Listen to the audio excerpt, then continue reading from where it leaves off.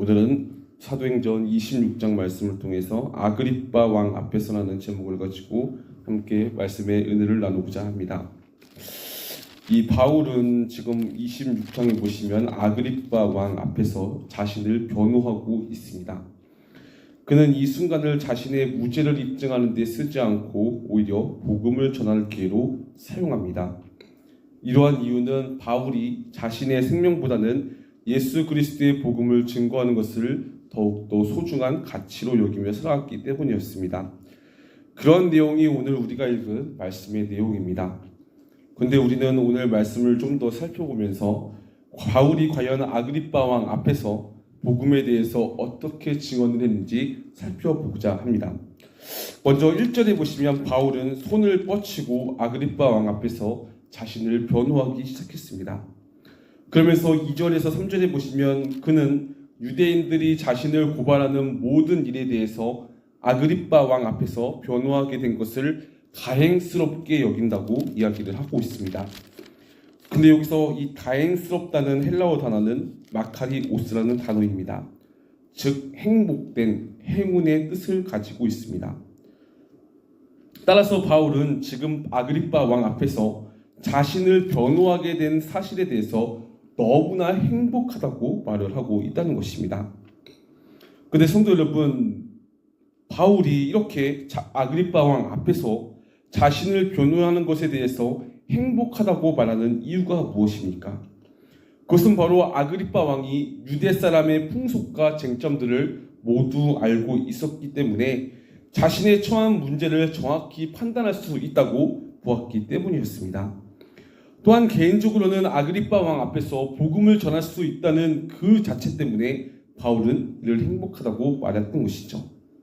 사실 아그리빠 왕은 예수님을 재판한 헤롯이 그의 삼촌이었기 때문에 예수님에 대해서 알고 있었을 것이며 예수님의 부활에 대해서도 소문으로는 듣고 있었을 것입니다.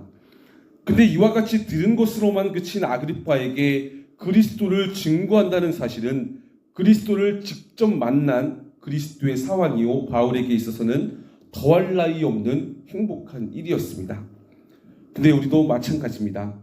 우리에게도 그리스도만을 듣기만 했지 체험하지 못한 이들에게 복음을 증거하는 것은 가장 다행스러운 일이어야 하며 가장 행복한 일임을 우리는 기억하며 살아가야 할 것입니다. 정말로 주변 사람들에 보면 예수님에 대해서는 압니다. 하지만 그들은 예수님에 대해서 체험하지 못한 이들이 너무나 많습니다. 그런 그들에게 우리가 나가서 삶으로만 입술로 그들 가운데 살아계시는 하나님을 증거하는 일을 우리의 행복으로 삼으며 살아가는 우리 모두가 되었으면 좋겠습니다. 4절에서 5절을 보도록 하겠습니다.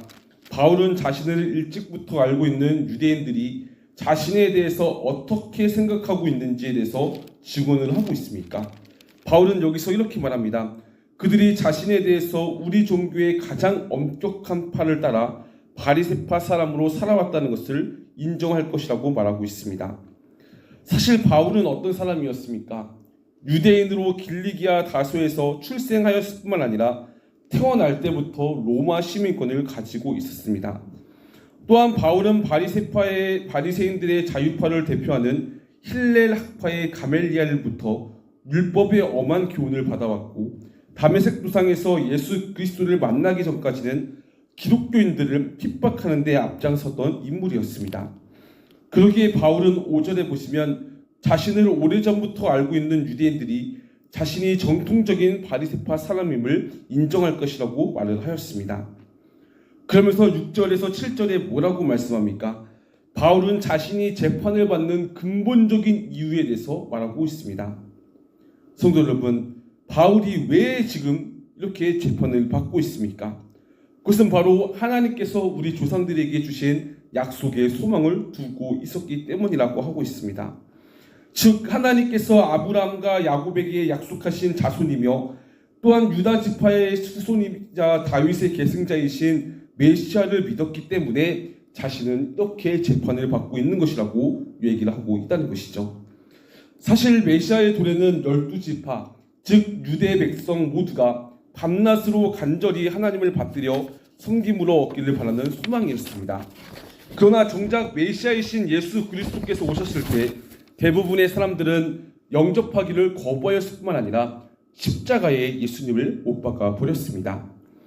또한 그들은 부활하신 예수 그리스도를 증거하는 성도들마저도 핍박하였는데 바로 바울 자신이 재판을 받는 이유가 그러한 이유 때문이며 메시아가 부활하셨다는 사실을 증거하였기 때문에 핍박을 받는 것이라고 이야기를 하고 있습니다. 이처럼 영적인 눈이 어두워진 백성들은 아이러니하게도 자신들이 그토록 열망해오던 메시아를 자기들의 손으로 죽이고 그를 쫓는 성도들마저도 죽이려는 애쓰는 그런 어리석음을 보게 됩니다. 근데 오늘날 우리도 마찬가지입니다. 우리도 삶에 있어서 하나님의 말씀을 증거하거나 암송은 하지만 영적으로 계속해서 어두운 상태에 있게 된다면 우리는 하나님의 말씀을 우리 자신에게 적용시키지 못하는 영적인 어리석음을 계속해서 범하며 살아가게 될 것입니다. 즉 예수님을 믿지만 영적으로 부패한 본성에 따라서 삶을 살아가게 된다는 것입니다. 따라서 우리는 이를 경계하면서 하나님을 경외함으로 예수님을 바라보는 삶을 살아가야 할 것입니다. 8절에 보십시오. 바울은 이렇게 고백을 합니다. 어찌하여 하나님께서 죽은 사람들을 살리신다는 것을 믿을 수 없는 일로 여기십니까? 라고 말입니다.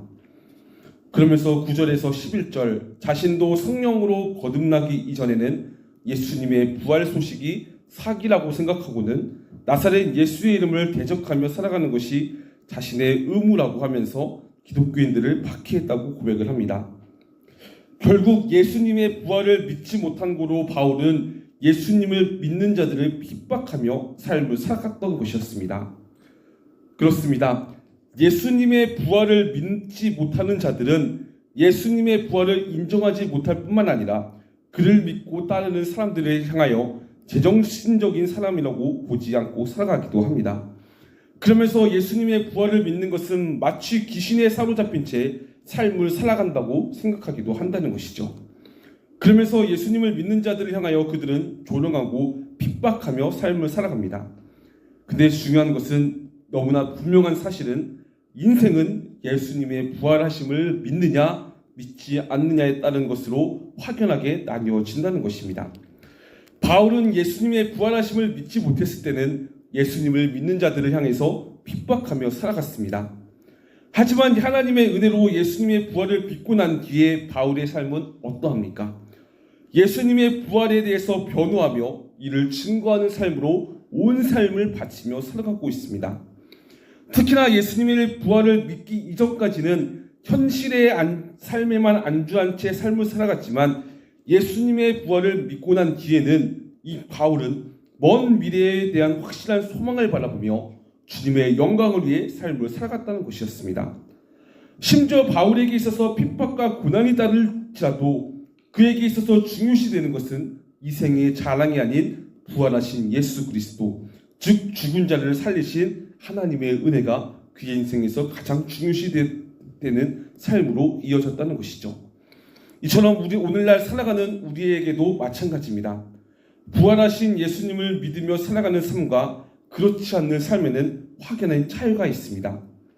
먼저 부활하신 예수님을 믿는 삶이란 십자가에서 피 흘려 죽으시면서까지 우리를 사랑하신 예수님을 기억하며 우리도 십자가를 지며 모진 고통과 고난을 인내하며 참으며 주님을 바라보며 살아가는 삶이 바로 부활하신 예수님을 믿는 삶을 의미합니다. 그리고 그 가운데서는 죽은 예수님을 부활시켜 주신 하나님의 은혜가 반드시 있습니다. 즉 주를 위해 사는 고난 가운데 고난을 능히 이겨낼 뿐만 아니라 고난을 덮을 만큼 크나큰 하나님의 은혜가 우리의 삶 가운데, 즉 부활하신 예수님을 믿는 삶 가운데 하나님께서는 우리에게 베풀어 주신다는 것이죠. 그러므로 우리 또한 부활하신 예수님을 믿는 삶을 살아가면서 죽은 예수님을 살리신 하나님의 은혜를 풍성히 누렸으면 좋겠습니다. 즉 날마다 십자가 앞에서 나의 본성대로의 삶을 죽이기로 힘쓰며 노력하되 우리를 사랑하사 십자가에 못 박혀 죽으시고 부활하심으로써 우리를 영원한 하나님 나라의 제사장 노릇을 하며 살아갈 수 있도록 은혜를 내려주신 하나님을 바라보며 온전한 삶을 살아가기는 우리 모두가 되자는 것입니다. 정말로 그러한 삶을 살아가는 우리 모두가 되었으면 좋겠습니다. 12절에서 18절까지 보시면 바울은 자신이 회개한 사건에 대해서 이야기를 하고 있습니다. 근데 여기서도 중요한 것은 그가 회개를 하게 된 이후에도 바로 부활하신 예수 그리스도를 만났기 때문이라고 증언을 합니다. 그만큼 부활하신 예수님을 믿고 살아가는 것이 중요하다는 것이죠. 그리고 부활하신 예수님을 믿고 살아가는 데 있어서 그에게 있어서는 하나님께서 단순히 예수님을 믿고 살아가는 것이 아니라 그에게 사명을 주신 것을 보여주고 있습니다. 우리가 읽은 17절에서 18절에 보시면 이렇게 말씀합니다. 나는 이 백성과 이방 사람들 가운데서 너를 건져내어 이방 사람들에게 보낸다. 이것은 그들의 눈을 열어주어서 그들이 어둠에서 빛으로 돌아서고 사탄의 세력에서 하나님께로 돌아오게 하며 또 그들이 죄사함을 받아서 나에게 대한 믿음으로 거룩하게 된 사람들 가운데서 들게 하려 하는 것이다 라고 이렇게 이야기를 하고 있습니다. 결국 부활하신 예수님을 믿은 이 바울에게 있어서 하나님께서 주어주신 이 사명은 바로 자신처럼 예수님을 믿지 않는 자들로 하여금 예수님을 믿도록 그들에게 복음을 증거하는 삶이라고 이야기를 하고 있습니다. 즉 어떠한 고통과 산란이 닥칠지라도 죽은 예수님을 부활시켜 주신 하나님의 능력과 은혜를 더욱더 사모하면서 우리 또한 예수님을 먼저 믿는 자로서 믿지 않는 자들에게 복음을 증거하되 하나님께서 주시는 그 은혜를 사모하며 살아가라고 이렇게 말씀해 주고 있다는 것이죠. 따라서 사랑하는 성도 여러분, 우리 또한 이 말씀을 통하여서 우리에게 맡겨주신 사명이 있음을 발견하고 또한 그 사명을 감당하는 데 있어서는 가장 큰 것, 즉 하나님께서 우리에게 힘 주시고 보호해 주시고 은혜를 내려주신다는 사실을 날마다 기억하면서 주를 위해 사는 것이 얼마나 큰 행복인가에 대해서 함께 공감하며 하나님께 영광 돌리며 살아가는 우리 모두가 되시기를 간절히 소망합니다. 말씀 맺고 기도하겠습니다.